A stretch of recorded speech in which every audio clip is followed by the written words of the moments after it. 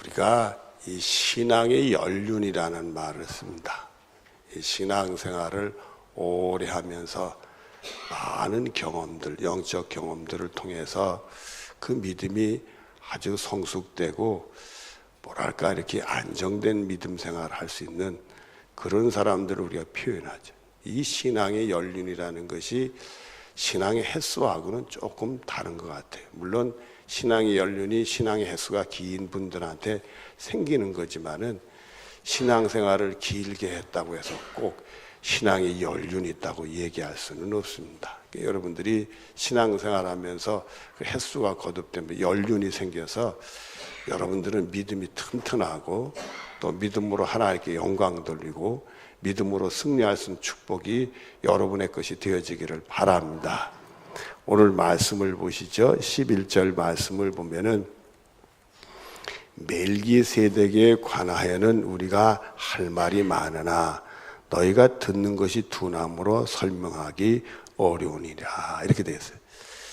성경에 보면 말입니다, 어떤 경우는 밑도 끝도 없이 이렇게 말씀을 주셔서 인간의 이성과 상식으로는 판단이 안 되는 경우가 참 많습니다. 하나님이 하시는데 전능하신 하나님이 하시니까 뭐가 못할 일이 어디 있겠어요. 다 하시죠. 그러나 그게 하나님이 오는데 이런 일이 생기는데 이런 이유 때문에 이런 일이 생겼고 이런 일이 생겨서 이렇게 됐다, 이렇게 되어져야 되는데 그런 논리성이 없이 우리에게 불쑥 이렇게 말씀을 주실 때가 있어요. 또 이 성령이 감동하면 그게 하나님의 말씀을 우리가 들려지게 되는데 이 멜기세덱이라는 인물도 불쑥 튀어나옵니다. 그 당시에 하나님을 믿었던 사람, 이 아브라함 통해서 이 관계에 대해서 하나님 믿었던 사람들은 우리가 따져봐도 아브라함의 식구들 주의, 특별히 거기 보면 아브라함과 또 조카 롯 중심으로 하나님을 믿었고, 나중에 야곱을 보면 그 하란에 있던 그 외삼촌 거기서도 하나님을 믿었던 그런 것들이 나오는데 진실된 하나님의 사람은 아브라함밖에 없었지요. 근데 이 아브라함이 조카 롯을 이렇게 같이 살다가 독립을 시켰는데 조카 롯이 이 소돔과 고모라성, 소돔성에 가서 살았어요. 그래서 이제 이 소돔성에 살고 있을 때 이 소돔성을 침공하는 외적들이 있었습니다. 그래가지고 소돔성을 점령하고 그만 조카 롯이 포로로 잡혀가게 됐어요. 그 소식을 접한 아브라함이 자신들이 이렇게 사병까지 만들었는데 380명의 그 사병들, 식솔들을 끌고 가서 그 롯을 구해가지고 옵니다. 롯을 구해가지고 올 때 갑자기 샬라망 이 멜기세덱이라는 인물이 등장이 돼요. 그 멜기세덱이 그 어떻게 소개를 되냐면 하나님의 제사장이었다. 그래서 하나님을 아주 신실히 믿는 하나님의 제사장이 있고 그 멜기세덱이 나타나서 하나님께 영광 돌리고 아브라함에게 축복하는, 하나님의 이름으로 축복하는 내용이 나옵니다. 그래서 아브라함이 그 은혜를 받고는 또 노획물의 10분의 1을 또 이 멜기세덱에다 바치는 내용이 나와요. 그리고는 멜기세덱은 없어지고 맙니다. 난데없이 하나님의 제사장이 나타났단 말이에요. 그 당시에 아브라함과 아브라함의 식구에는 하나님을 신실히 믿는 사람들이 그렇게 눈에 띄질 않았는데 난데없는 멜기세덱이라는 인물이 누구냐 이거예요. 그래서 우리가 일반 상식으로는 이해가 안 될 수 있는 일들이 벌어지는데 근데 하나님이 거기다 하나님의 제사장이었다, 여호와 하나님의 이름으로 아브라함에게 축복하는 인물이 나와. 이 인물이 도대체 뭐냐. 그래서 우리는 그 인물된 사람이 역사적인 근거를 찾는다는 것보다도 하나님이 불쑥 제사장의 인물을 탄데 이분이 누굴까? 거기서 우리가 이제 이 히브리서 7장에 보면 멜기세덱에 대한 내용이 쭉 나오는데 그 멜기세덱이 예수님하고 연결을 이렇게 시켜요. 예수님 연결을 시켜서 말씀을 주는데 그래서 우리들은 영적인 의미로 이 멜기세덱을 봐야 되겠구나. 그래서 이 멜기세덱을 예수님의 하나의 그 구약에 나왔던 표상으로 하나 봐야 되겠구나. 우리가 그 정도로 우리가 합니다. 여튼 간에 난데없이 우리가 일반적인 사람의 이성이나 상식을 뛰어넘는 내용들이 나오는데도 그건 하나님은 다 뭔가 준비돼서 우리에게 보여주는 건데 전후맥을 우리가 설명을 안 해주셔서 그래요. 그런데 우리는 전후맥이 설명이 안 되더라도 우리는 하나님 말씀의 은혜를 받으면 그게 다 믿어지고 나중에 다 보여지게 됩니다. 그래서 항상 성령님의 도우심이 있지 않으면 우리가 자꾸 인간의 이성으로 생각하고 세상의 상식으로 생각하고 들어가다면 말이 안 되는 내용이네. 첫 번째로 봤을 때 아담과 하와의 자식이 가인밖에 없을 때 가인이 결혼했는데 가인의 부인이 누구냐, 그런 것이 우리 일반 상식으로는 이해가 안 되는 거예요. 그런데도 하나님이 오시면 그걸 하는데 우리가 성령의 감동으로 믿음 생활하면 그런 게 하나도 의심스럽지 아니하고 다 믿어지고 때가 되면 다 가르쳐 줄 줄로 믿어지게 돼요. 그리고 하늘나라 가면 다 볼 텐데 그런 것 때문에 시험에 넘어지고 고민하고 이런 거 하나도 안 생겨요. 성경에 왜 이런 일이 생겨? 왜 성경에 이런 게 기록이 돼? 이런 걸 질문하는데 그것이 이제 성령의 감동돼서 우리가 믿음 생활하고 이 연륜이 높아지면 하나도 그런 게 의심되거나 그게 문제되거나 내 신앙에 걸림, 그런 거 하나도 없어져요. 다 그게 믿어지고 하나님은 뭘 못하시겠어요? 여러분, 하나님이 오시면 오늘 나의 모습이 전혀 다른 180도로 바뀌어지게 하실 수도 있어요. 이게 말이 안 되는 일이 나한테도 이루어질 수 있단 말이에요. 그러니까 여러분들은 하나님의 신실히 믿고 하나님 말씀은 그대로 이루어질 줄 믿고 어떤 상황 속에도 변함이 없고 믿음의 연륜이 있어서 믿음으로 승리할 수 있는 축복이 여러분의 것이 되어지기를 바랍니다. 근데 그 당시는 그 설명을 해도 잘 못 알아듣는 성령의 사람들이 아는 사람들이 좀 있었던가 봐요. 그래서 12절에 보면 때가 오래되었으므로, 예수 민지 오래됐다는 거예요. 이 히브리서에서 나오는 말 예수 민지 수십 년 된 사람들을 얘기해요. 예수 민도 최소한 30년은 다 넘은 사람들을 얘기하는데 때가 오래되었으므로 너희가 마땅히 선생이 되었을 터인데, 믿음이 연륜이 쌓여서 다른 사람들에게 믿음에 대한 것을 가르쳐 줄 수 있는 선생이 되었을 때, 예수 믿은 지 오래돼서 남을 가르쳐 줄 수 있는 선생, 영적인 선생이 될 수 있었을 텐데, 너희가 다시 하나님의 말씀에 뭐에 대해서 초보에 대하여 누구에게 가르침을 받아야 할 처지, 거꾸로 이 하나님의 말씀 초보도 제대로 모른다. 오히려 가르침을 받아요. 신앙생활은 오래 했는데 믿음이 아니요. 이게 믿음으로 세상을 이기지를 못해. 무슨 일도 믿음으로 생각을 못해. 무슨 일도 성령의 감동 속에서 바른 판단해서 하나님 나에게 복 주시고 구원의 길, 그걸 못 가. 아니, 남을 가르쳐 줘야 될 그 신앙에 쭉 오랜 생활을 가지고 신앙생활에서 남을 가르쳐 줘서 선생 노릇 할 수 있는 사람이 말씀에 대한 초보도 몰라서 가르침을 거꾸로 받아야 되는 거예요. 여러분들, 우리가 딱 했을 때 어떤 상황에 우리가 문제가 부딪혔을 때 하나님 나를 구원하는 그 길을 가야 될 거 아니에요, 여러분들. 응? 근데 그 길을 가진 못해. 신앙의 초보가 안 된 거예요. 말씀이 그대로 이루어지는 걸 모르는 거예요. 그 말씀이 나를 통해서 정말 살아있는 하나님의 놀라운 능력을 경험하는 구원의 그걸 모르는 거예요. 거꾸로 가르침을 받아야 된대요. 그리고 그 다음에 표현을 뭘 하느냐면, 단단한 음식을 못 먹고 젖이나 먹어야 할 자가 되었느니라.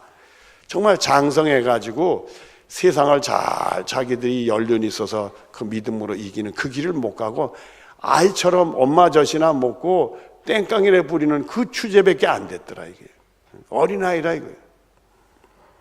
여기 13절 말씀을 보면, 이는 젖을 먹는 자마다 어린아이니 의의 말씀을 모하지 못한 자다.